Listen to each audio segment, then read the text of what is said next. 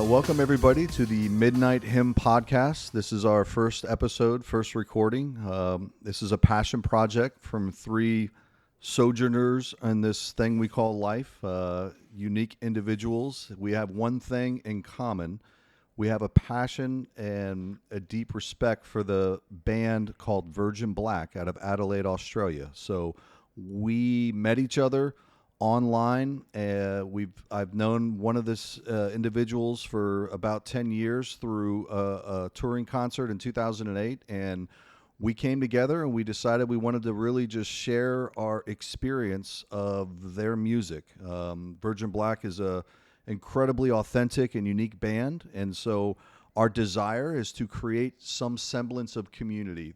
We are of the conviction that there are people out there that are intrigued and they're seekers and they perhaps enjoy their music, and we want to help foster community by sharing our experience. So today I've got two folks I want to introduce. I'll let them introduce themselves. First, my name's Ryan. I come from Dallas, Texas, and I've been following this band since around 2002 when I was in my early 20s and utterly lost in life. So I'll stop right there and hand it over to Josh. Hi, everyone. I'm Josh. So I'm an artist, YouTuber, video game designer. My first interaction with Virgin Black was late 90s, I want to say, on the Row music compilation CDs that, from the Mortification frontman. Yep. They're introduced to a lot of things through that. Actually, a band that I started was on one of those compilations at one point, so that's cute. Really? And the first time I heard them, I was not ready for them. I was just into like guttural death metal only, and so the subtlety that they brought to the table was not for me at the time. And then there was a period of my life where some maturing happened, some dark stuff happened in my life, and suddenly I was ready, and became my favorite band ever, and remains to this day. I can so relate to that, Josh, so I totally know what you're talking about. Eric, why don't you introduce yourself? Yeah, I'm Eric Soto. I'm originally from Iowa, located over to Colorado now. Former Navy broadcaster. I've done some different audio stuff, done a couple of bands in the past. Finished my degree in audio production from University of Colorado. Technically a music degree overall, but that was mostly what I focused on, audio production and music business. So I guess it gives me some credibility to talk about some music stuff on here. It's interesting, Josh, you bringing up like your first interaction to Virgin Black, because I was trying to think. I'm not even exactly sure when I was introduced to him, but I want to say it was actually probably through our mutual friend group, probably through the Bleed Zao forums back in the day, because I just remember we would swap music tracks and post stuff, and I think that was technically where I got introduced to them at. I was like, I wasn't really used to like kind of like the goth metal scene, whatever genre you'd like to call them, but I found their lyrics like really interesting and kind of like their somber musical style. Yeah. Mixing a lot of I like a lot of music that mixes like heavy elements, of rock and metal, but has like a deep melodic pulling the heartstrings kind of thing. A lot of the bands I like are like that, so I think that's probably what kind of drew me to them. And it's good exercise music too, actually, for depending on if you're gonna like go for a long jog or something. Right on. I play them when I'm walking in the morning sometimes, but I've never actually jogged. So that's a good thought you planted in my mind to consider an actual exercise. Well, today we're going to open up every episode. We're going to try to unpack one of their songs. And by unpack, we're going to try to explore the song from our sort of subjective individual experience. And notice, based on the backgrounds of the folks on this call, we've got a formal musician in Eric. We've got an artist in Josh, and I would kind of describe myself as technically, I'm kind of I have a mathematics background and philosophy. So I share that humbly. I have no profound thoughts to offer here, but each of us is going to try to explore the music from sort of our own lens and angle. And of course, one thing we all have in common is we're human beings, and it sounds unnecessary to state that, but when you really get into their music, I find that important to underscore is the humanity and the authenticity of the individuals, Rowan and Seska, who sort of founded the band. But their music is incredibly primal, and it really describes, their experience of the human journey, which I very much connect with. So the first song we're going to explore is called "Museum of Iscariot." It's off of their, not technically their first album. They had a trance EP and some other demos, but this is their first formal album called Somber Romantic. I believe it was 2001, Josh. Correct me if I'm wrong. I don't remember the exact year it came out, but it hit the industry, it hit the scene by storm. You cannot compartmentalize. It's really hard to label this band. Most people put it under gothic. 2000, Copyright okay. 2000. Yeah. So this particular song stands out. It was, I would dare to say, controversial. The lyrics sort of, punch you in the face with, some curveballs. And so people that look at the world through a perhaps dualistic binary lens of Christian, non-Christian, struggle with this song. They don't know what category to put it in: Christian, non-Christian, spiritual, non-spiritual. So without further ado, let's just listen to the song and share how we approach it and understand it.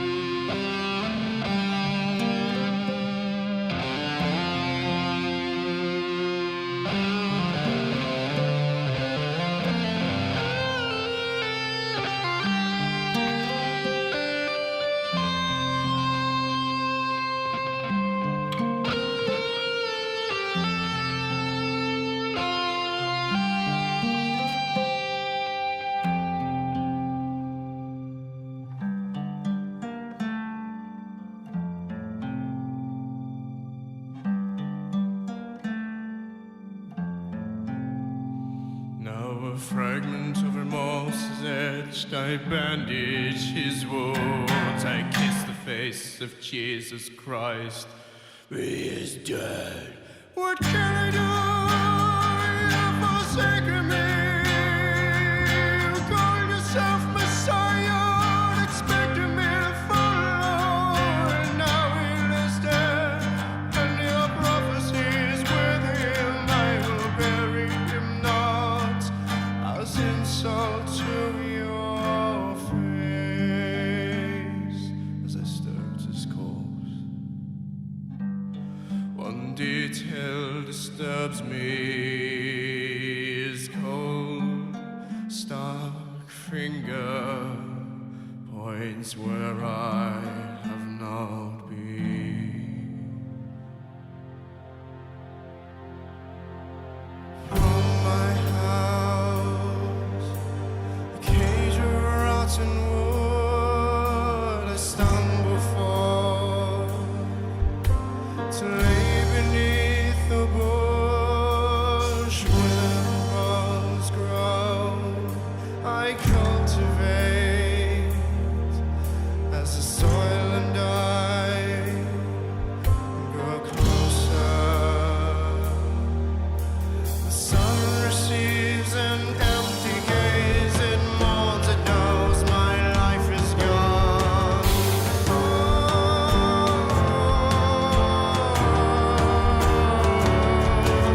No more to offer but my flesh to this soil. And a single tear marks my final breath. Rosebud sits in the palm of your hand as I end this flower. It blossoms.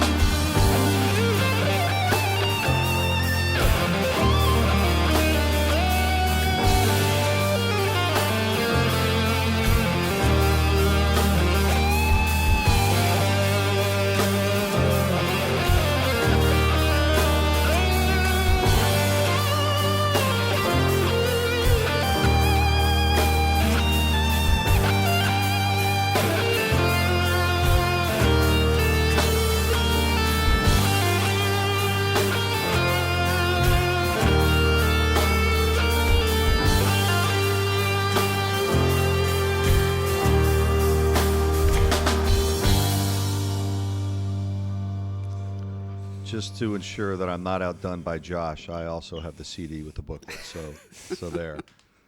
Now, Josh, you had the booklet, and there's some key, like a legend on a map. There are some key asterisks that are given in the booklet to help people understand the lyrics, which I think are very important. I don't know if you remember what those are, as you were just now reading it. Yeah, why don't you maybe comment on some pretty critical hermeneutical advice for all of us? Yeah, and actually that's kind of a meta topic I wanted to touch on is why these? Why were they needed as opposed to all the other very obscure lyrics on here? I have theories, but yeah, so the first one is, the very first word in the song is Jesus, and it has an asterisk. And that asterisk goes down to the bottom and says, it represents oh boy, this is hard to read. Represents an individual's faith. Okay, so kind of an abstract topic there, personified as this Jesus, and obviously that framing puts a very different lens on the song than you otherwise might have. And so I could see why it would be important to put that in there. And then the second asterisk is near the end. The cage of rotted wood. No, it's my house. From my house is our perceived limitations. So, yeah, this is clearly framing this in a very like psychological, spiritual setting, not to be interpreted literally or it does a lot of clarifying, which I personally appreciate a lot. It's funny when a lot of times when you speak to artists directly about their work and interpretations, there's sort of a gamut, spectrum where some artists will be like, it's whatever you want it to be, man. Yep. That's cool. And then on the other end, it's like, no, I'm trying to say this very specific thing and, X, Y, Z, and they lay it out. Virgin Black tends to be towards the side of the spectrum that is, it's whatever you want it to be. Yeah. Or rather, it's whatever resonates with you. We're just happy that we moved you emotionally, right? That's the vibe that I get from them most of the time. What are your thoughts on it, Ryan? I totally agree with you. Like it's extremely sort of dangerous to approach their music as if you're trying to decrypt some sacred message. Josh, I've read interviews where they state as much in almost the same language as you. It's incredibly open to subjective interpretation. There is no sort of objective truth that they're trying to encode. And, some of the criticism of the band has been around the quote unquote cryptic nature of their lyrics. So you really have to iterate and sort of, just be a seeker and sort of study your own life and what they have to say to in my experience, to derive meaning from it. But I'm totally with you there. Eric, any perspective you want to throw in? On the lyrics specifically? Yeah, sure. Yeah. Yeah, it's definitely like a darker tone to it, and which is interesting, but it's cool that they have that in the liner notes, some explanation about what they're talking about. But, do you know, Josh, if they do that for their other albums, including that? So it's pretty rare. There's actually one or two other of these notes on this album. I don't recall on others. But in one of them, they reference a work from their EP. Trance. Yeah. Whispers of Dead Sisters, I believe, is the name of the track that they're referencing. So it's interesting. Rather than an explanation of what this is supposed to represent, it's more of saying this idea is a continuation of a previous idea they're exploring. And I went back and read the lyrics of that song, and I'm like, well, that doesn't help. It's not as, sorry, I shouldn't say it doesn't help. It doesn't clarify in the same way that's saying this represents a person's faith or this represents, your limitations.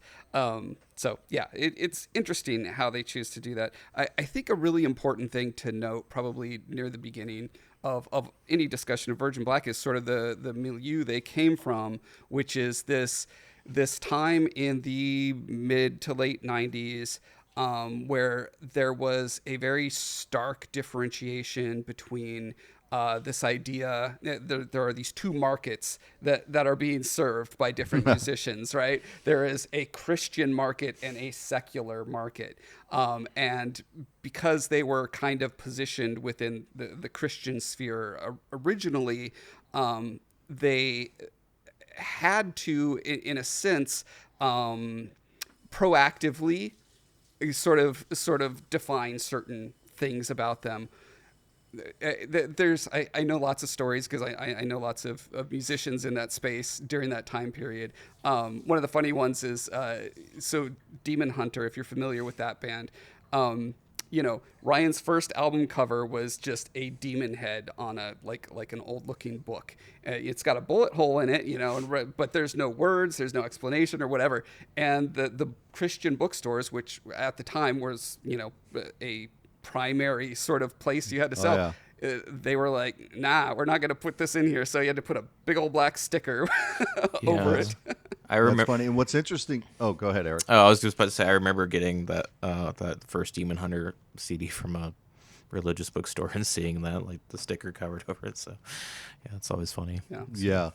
I remember buying Living Sacrifices Inhabit album in like '93, and that was, mad props to you there, Josh. But you mentioned something, and I discovered Virgil Black along the exact same lines. I had parsed the world into Christian and non-Christian, but they never advertised or marketed themselves as a Christian band, and that's, I think, very much worth noting. They it's like they were conscious of the consumeristic sort of Christianity that was sort of prevalent during that era and is still prevalent to this day. And they never sort of, sold themselves out to that, where they were entering into a transaction with their consumers. And so that's made them elusive and frankly hard for people to pin them down and sort of categorize them into one camp, despite the fact that the Christian community in that era, essentially did that to them rather than, them doing it, to themselves. So the other thing that I think is worth mentioning, we talked about the meaning of the word Jesus, which is given by the lyric booklet, but the other subtle structure of the song is that it literally comes in 3 stages. Stage 1 is labeled stagnation, stage 2, death, and stage 3, procession. So if you think about the song, there's 3 sort of stanzas of lyrics where stage 1 and stage 2 are separated by that amazing guitar solo. So worth being aware of that structure as we start to unpack it. Yeah, another thing I wanted to add before we dive into the lyrics is a little more of that meta thing. Like, I do get the sense, again, from speaking to them briefly, when they were on tour and a few follow-up communications. But the idea that I get is, like you said, they were not advertising, hey, we're a Christian band for all you Christians to, have an alternative to the evil, secular stuff out there.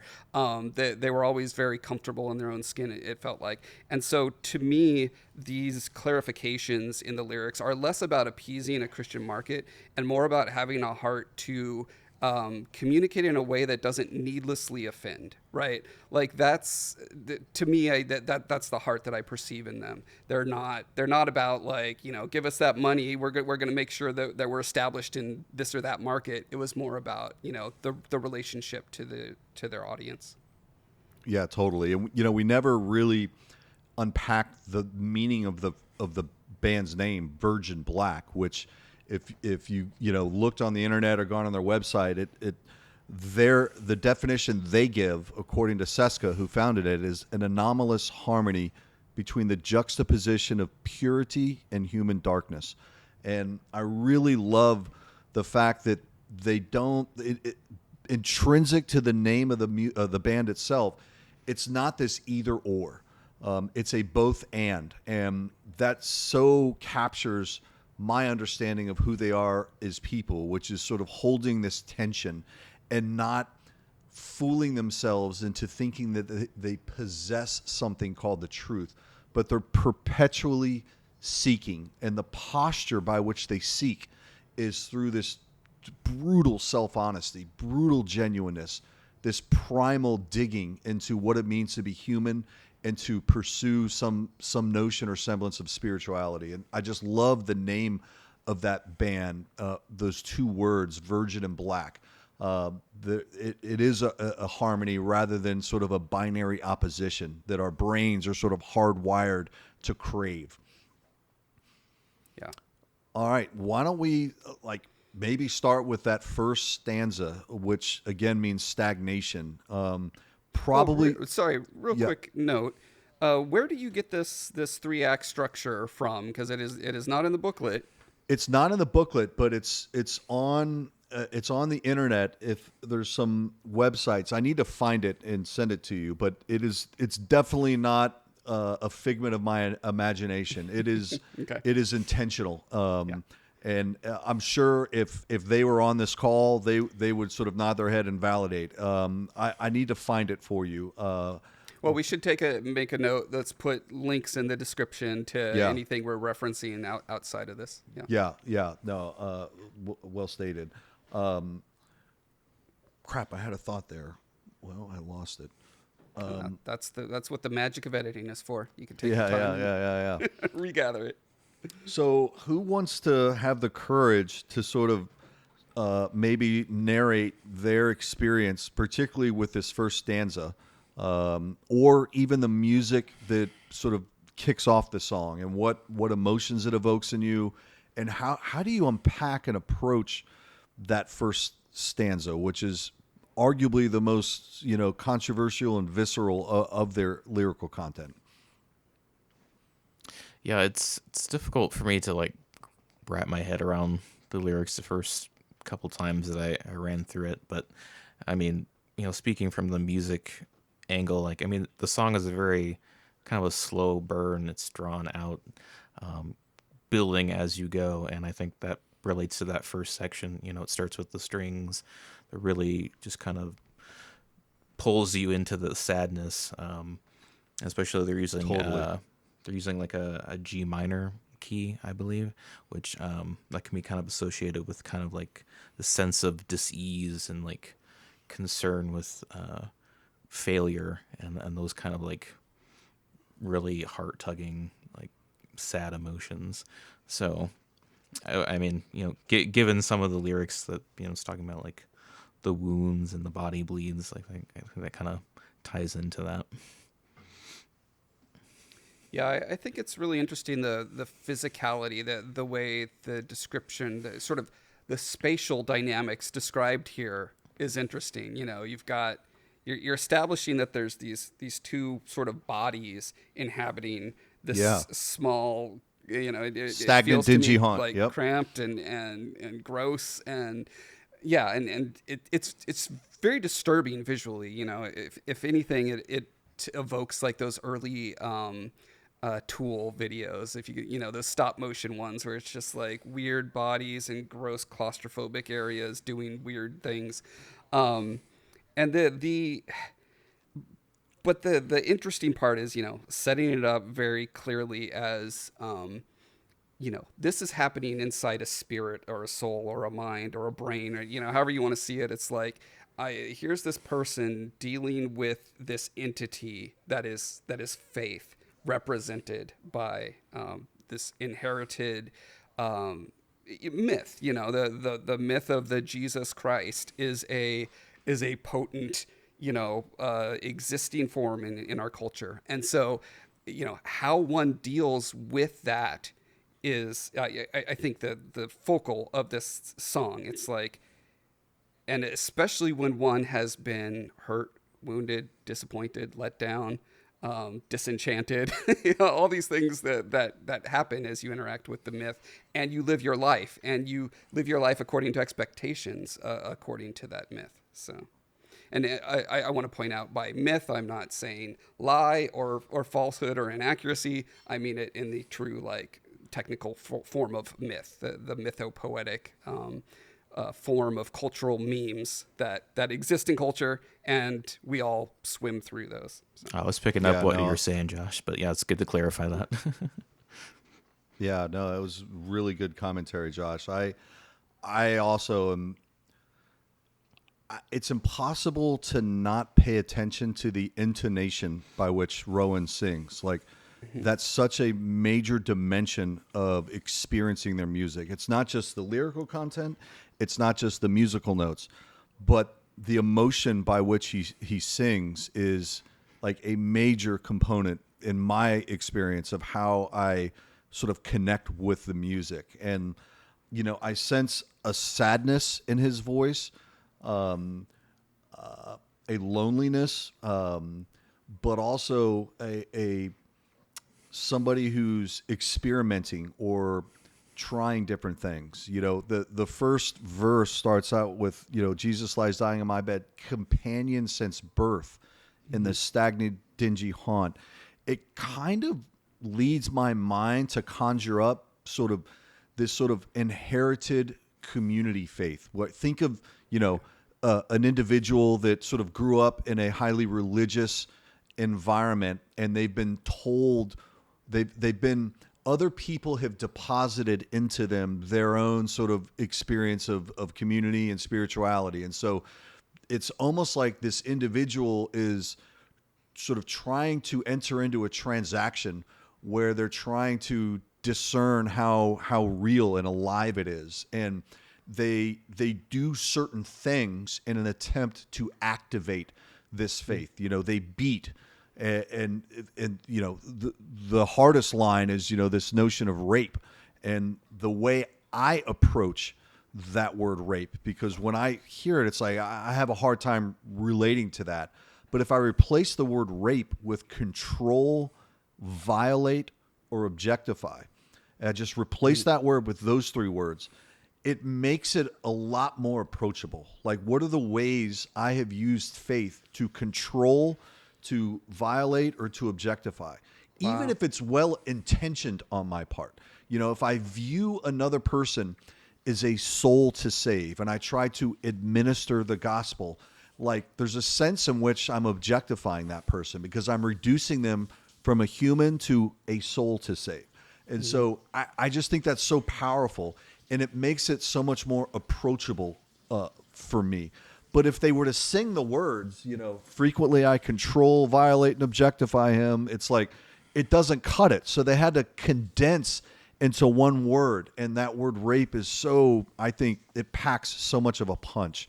What about you guys? That's my sort of how I unpack that, but I can't not solicit how you guys approach that line. I mean, it reminds me of just like, I guess, the controlling aspect of, organized religion. Yeah, organized religion, or, certain people within it, it doesn't speak to everyone, but, just dealing with that type of person that's just kind of not who you thought they were. Like, so it's almost like describing kind of an internal struggle with that controlling nature. And that's kind of how I read it, at least, and you're trying to distance yourself from that, as opposed to kind of like more of a lived out spirituality, something that's more alive, as opposed to something that's legalistic and controlling of yourself or others, and draws you towards shame. Yeah, for me, there are, Virgin Black, like I established, my favorite band ever, possibly my favorite art ever. And I have two aesthetic critiques of this song, and that word is one of them. It's hard for me not to be aware of, again, the broader culture, the age, the subculture that this art is being created in, right? And there is a certain cachet to being edgy, what we know now as the edgelord, right? That was really coming of age in the late 90s, with your Marilyn Mansons and such. And so, like, and knowing that this band, I believe this was written by Rowan, correct? Yeah. Written by Rowan in the late 90s. He must have been in his early 20s probably, and it feels immature to me. However, your exploration of it, like actually engaging with it and diving deeper in it, seems a lot more fruitful to me, Ryan. So I'm gonna take your lead and go with that and say, yeah, let's give benefit of the doubt to 20-year-old Rowan and say, okay, I can get on board with this now. This is making sense to me. Yeah, it is absolutely a gut punch. It is absolutely edgy, whether it intended to be or not, right? That's part of the things with art, is like it's going to land different for different people. For me, it landed that way, right? Yeah. And for others, not so much. And for some, it lands that way initially, and then you wrestle with it and you come out with something more beautiful in the end. And I think you just demonstrated that. Yeah, when we were exchanging ideas in preparation for this, you threw out that thought, and I had never considered that. You know, I discard that sort of interpretation, i.e., it was strictly for the purpose of being edgy, because that line, that word rape, seemed to cost them so much as far as, you know, people that embrace their music. Like, if you look at a sheer risk versus reward equation, I mean, I don't know, but I've read interviews where, and I've seen message boards where people, one guy said, you know, I'm literally throwing the CD away, you know? And so, and the other thing is, if there's one thing I've come to the conclusion is that the whole band is incredibly purposeful and intentional about all aspects, from every note of music to every word to how it's sung emotively. So I have to believe, you know, it was sort of a calculating decision that they made, and it to me it was kind of courageous to include that word. So that's how I kind of take it away. But totally hear your point, Josh. It is an interesting thought, because you're right. They were young. So how about we transition now to sort of the second stage, i.e. death, and there's that killer solo, Eric, if you want to maybe comment on that. I mean, there's times where I listen to it, and I'll close my thought here because I've been talking for a bit, but it's like when I experience that sadness in the guitar solo, there's times where I'm like, that is my sadness, like it's capturing me. And then there's times where I feel like it's the sadness of that fetus, that Jesus that curled up like a fetus and painted his face with sadness. And so how do you sort of internalize that magical piece of art in Samantha's solo? Yeah, well, I mean, I'm drawn back to something Josh was saying before about how he doesn't like a lot of solos in guitars.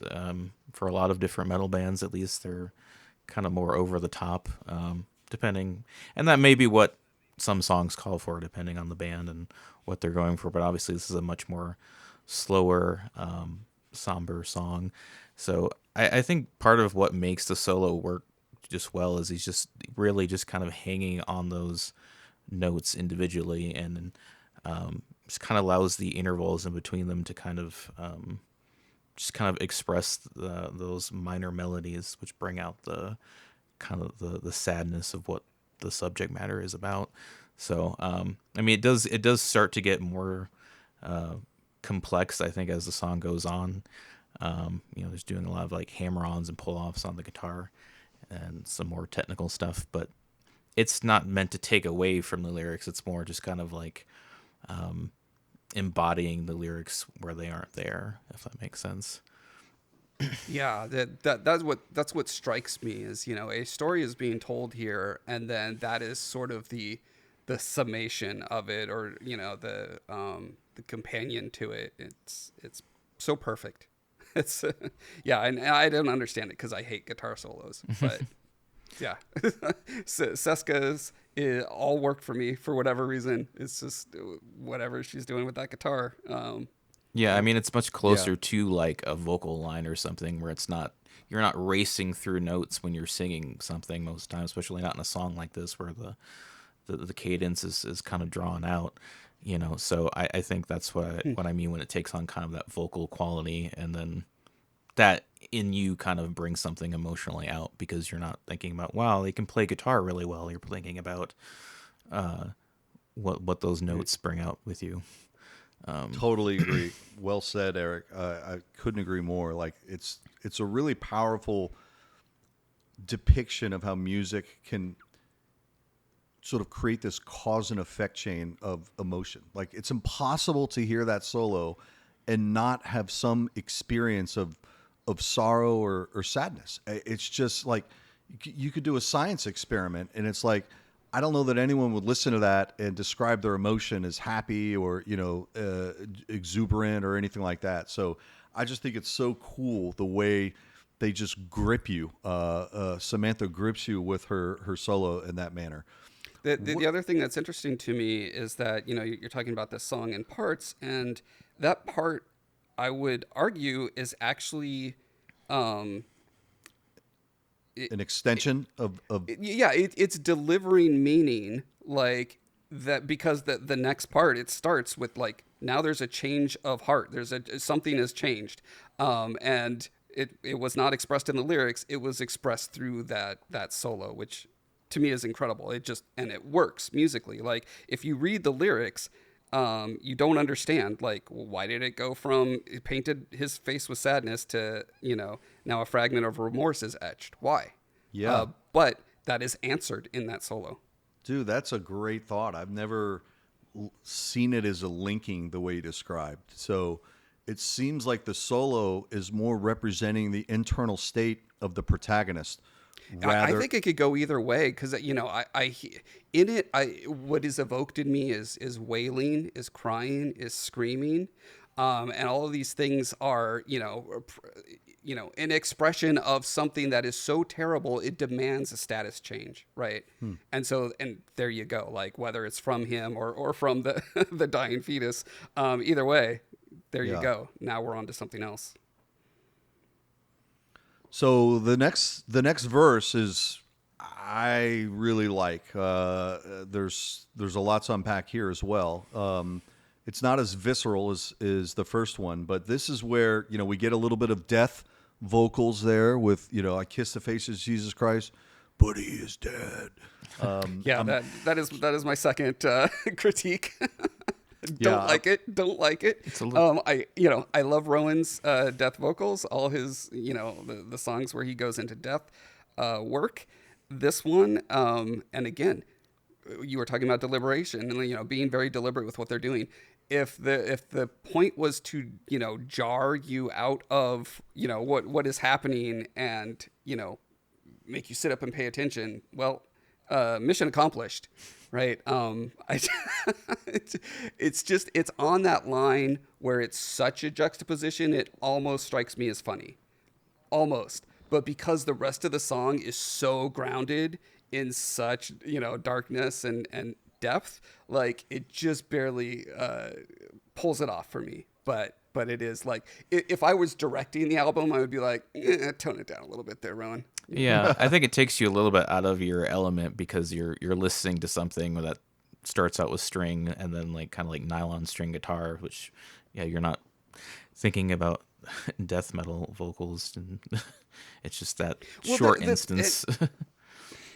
There's a certain thing you're speaking to there, Eric, which is interesting, which is, again, like the medium that they are working in and genre expectations. Like, I know this from writing fantasy novels, right? It's like, once you set up what you're doing and you're making implicit promises to your audience, when you break those, there's a price to be paid there, right? With whether it's the immersion that they're experiencing or they're just upset because they were expecting one thing, got another.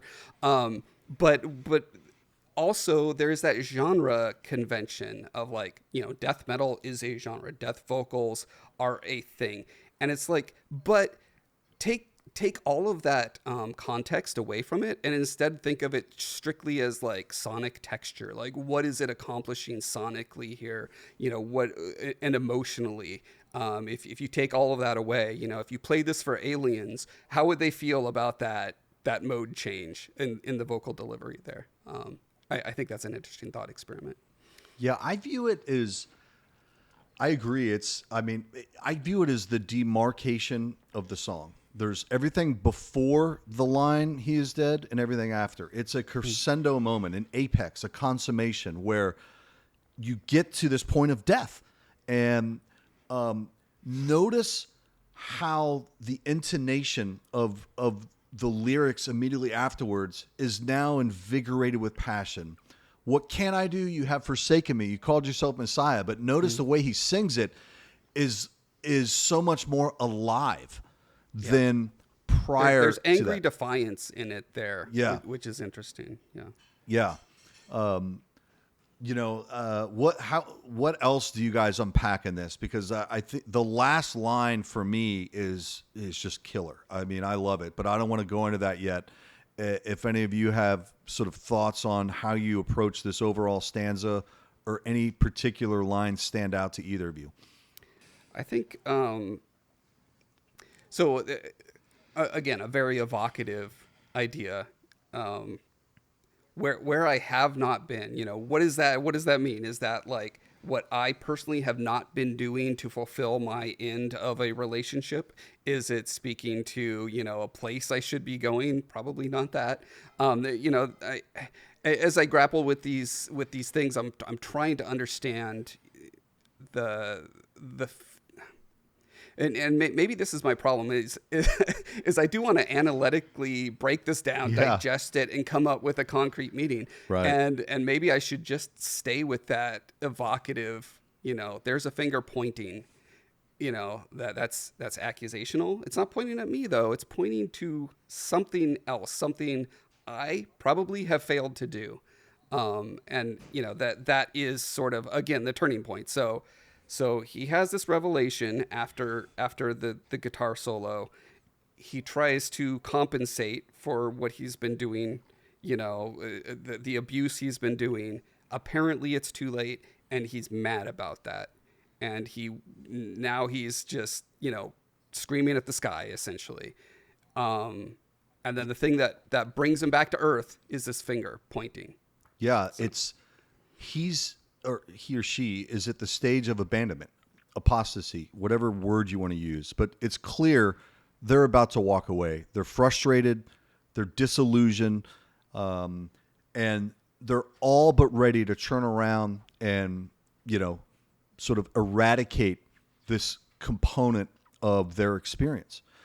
I liken it, and, I sort of advertise myself, having a math background. I liken this to somebody whose entire existence has been bound and tethered by the X and the Y axis. They live in a two-dimensional dualistic world.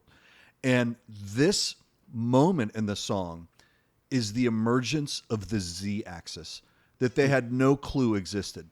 And they've been battering this entity, this myth called Jesus. They've been doing what they can to transactionally receive from it. And they realize it's futile. Like, this is a fraud. Like, this, this person's forsaken me. And as this objectified Jesus is dying, the protagonist finally realizes, holy shit, I've been looking at this the wrong way. I've been subjecting my faith, or the object of my faith, to my binary rules.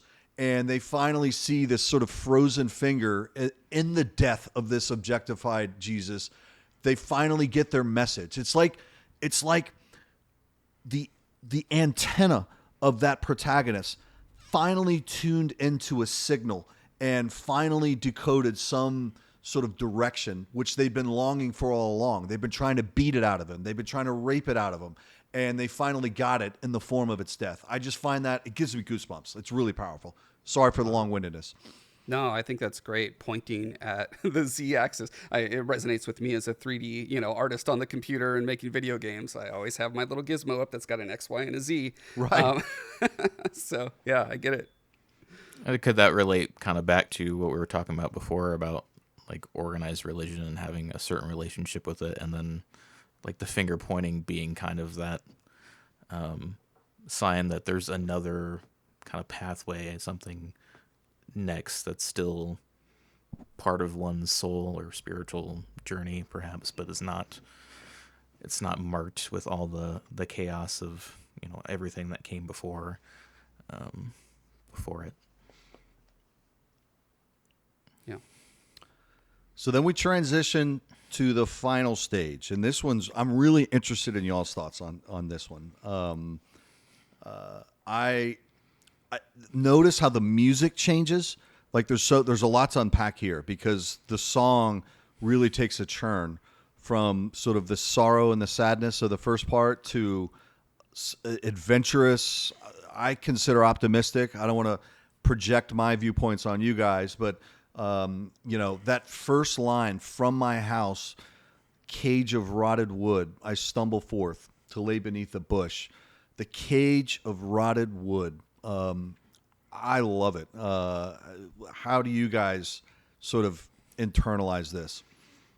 I think it's interesting that you go up till, I think it's about this point where there's no percussion at all, so that kind of emphasizes the lyrics, and then, like you said, there's almost some bit of optimism that starts coming in, which I think is kind of adjacent to having the drums kind of like, okay, we're moving forward, we're going towards something more. So It is like that breaking into the third dimension, right? Yeah. Yeah, it's so to me this is explained what this house is one's perceived limitations, and so that's very interesting to me. So my perceived limitations when I think about what they are, well, I mean, you were talking about math. I'm terrible at math. I hate math. Everything about math disturbs me. And so and I have a million other limitations, and so it's interesting that the break of the song, the next dimension is sort of leaving what you thought was the limits. Yeah. And I don't know if that means the limits of what is possible at all, or if it's personal limits. Is it societal limits? Is it religious limits? It could be thought of many different ways. And so I really like that. And I think one of the reasons all of us are so drawn to Virgin Black is because we've had this experience of starting out in a very binary fundamentalist sort of upbringing and sort of found another dimension through some dark trialist, tribulation. Discovered your Z-axis, brother. Yeah. And so, this very much resonates. I had personal limitations about specific rules, like you were talking, transactional rules. This is how you deal with God. You do X, you get Y. As long as you do X and follow X properly, Y will necessarily happen. And life taught me otherwise. And so, leaving that idea of those limitations was, the big life changer for me. And in my life, I started hearing drums in the background instead of no percussion. Yeah. That's awesome, Josh. What I like is the active verb that's implicit. It's notice none of this is about how the protagonist thinks. It's not about beliefs or systematic theology or ideology. It's about a verb. I stumble forth. That stumbling represents a kind of clumsiness that's rooted in courage in my mind. And I love the fact that he goes and lays beneath the bush. The elements of nature that are prevalent in this third stanza. I mean, soil, bush, flower, blossom. Like, there's so much imagery of sort of connection to earth. It's almost like it's the very first true step of faith this person has taken in their life. But it's a faith that doesn't lead them into this ethereal sort of, pseudo spirituality in the cloud. It actually leaves them more human, more grounded, more tethered to the earth. And so it's like they're becoming more alive and more deeply human. Obviously, that's me sort of projecting into it. That's my interpretation. But that's kind of how I what I take away from it. All those elements of the earth that are woven in to this third stanza. It really gives me a unique perspective on faith as a verb rather than a collection of beliefs. And faith is a manifestation of being actually more human and alive rather than sort of more than, less than, or other than. Yeah, I think there's great. a lot to unpack for that. And I think especially emphasized by like the line, the withered bones grown, because it's like, you've been stuck in like one place for so long. You've been kind of confined, whether it's an ideology, a religion, or organized religion. It could apply to so many different things, but you're just now getting to move again. And it's like as he goes, he still realizes like his body's, kind of taking its toll, which, like you said, kind of feeds into that human element. Like he's feeling himself again, so to speak, like feeling kind of where his path needs to go. And then I've been thinking like a lot how that relates to like when he's talking about the rosebud. Like, is that kind of like a symbol of like rebirth or resurrection? Because it's like his body is taking a lot of toll from this, and it symbolizes the new life. If I understand sort of the flow of this, what is being literally described as a person stumbling out of a rotting wooden house, collapsing under a bush, and essentially dying while cultivating the earth. I actually love that line, and in the lyric, it's singular. It says, "I cultivate." Yeah. And like that is also interesting. It seems like through their death that this cultivation is happening. And, that gets into the Christ mythos, the birth and resurrection, being born again sort of thing. I was wondering about Bush. I feel like not the band or the beer, but so within the Bible, the only bush I can think of is the burning bush, right? This is how God is speaking to people is through this burning bush. And although there's nothing about fire mentioned here, so I don't know if that's what's meant to be evoked, but maybe it's subtle. Maybe the fire is not there because they, can't see it, can't hear it yet. Their faith is dead, left back in the rotted wooden house. So yeah.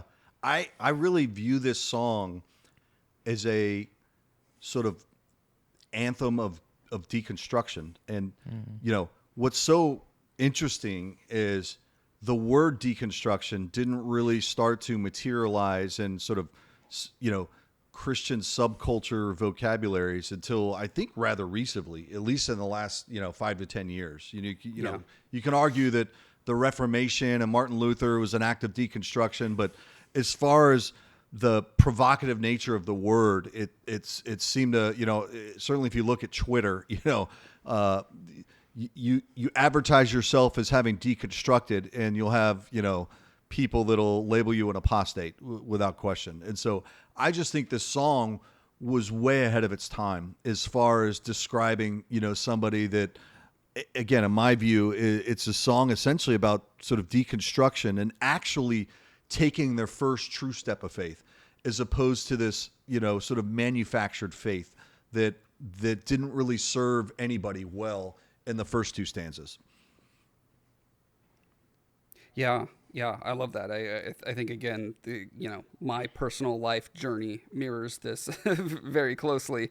I was definitely that person with withered bones groaning, sinking into the soil for a couple years of my life, and coming out the other end of that and experiencing a new kind of dynamic with just how I relate to the world.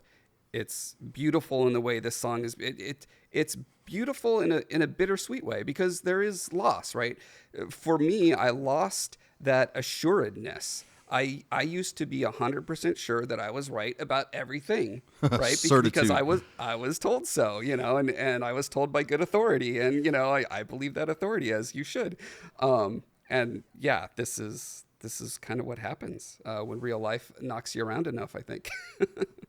Yeah, definitely in the case of relating it to deconstruction, like there is that sense of like deep loss and, kind of like I was saying, relating back to the key of G minor, that sense of dis-ease about where you are and where you're going to try to go.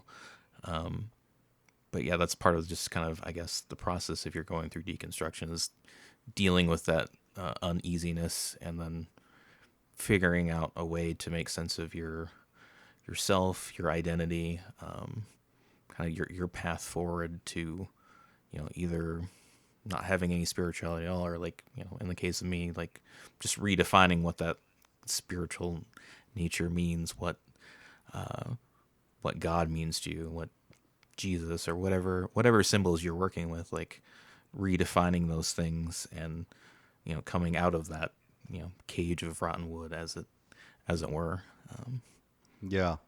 So much, and this is such a theme in all of their songs. I mean, we have, and we'll probably hit on Our Wings Are Burning, but Our Wings Are Burning, that line it's very similar. It's about experiencing death or loss only to have the capacity to expand or evolve. That the things that we cling to that seem to give us life and substance are actually holding us back, and they're more of a liability than an asset.